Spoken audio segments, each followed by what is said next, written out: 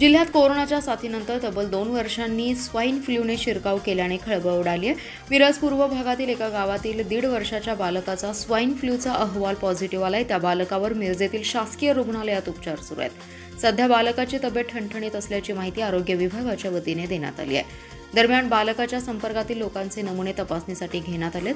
राज्यातील काही जिल्ह्यात गेल्या काही दिवसांपासून स्वाईन फ्लूचे रुग्ण सापडत आहेत। मात्र जिल्ह्यात आतापर्यंत या स्वाईन फ्लूचा एकही रुग्ण नव्हता। मात्र सोमवारी एका बालकाला लागण झाल्याची माहिती समोर आल्यानंतर खळबळ उडाली।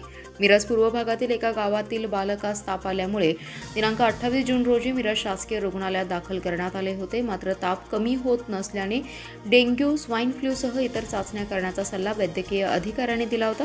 बालकाच्या तपासणी चाचणीचा अहवाल सायंकाळी प्राप्त झाला। त्यानुसार बालकास स्वाईन फ्लूची लागण झाल्याचं उघडकीस आलंय। मात्र सुदैवाने बालकाची तब्येत ठणठणीत आहे।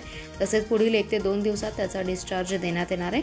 1.5 वर्षाच्या बालकाचा अहवाल पॉझिटिव्ह आल्यानंतर आरोग्य विभाग सतर्क झालाय। बालकाच्या घरातील परिसरातील वस्तीवरील नागरिकांचे तातडीने सर्वेक्षण करण्यात आले। मात्र प्रथम सर्व्हेमध्ये कोणाला स्वाईन फ्लूची लक्षणे आढळली नाहीत। तसेच खबरदारी म्हणून बालकाच्या घरातील सर्व लोकांना स्वाईन फ्लूच्या अनुषंगाने प्राथमिक उपचार सुरू करण्यात आलेत।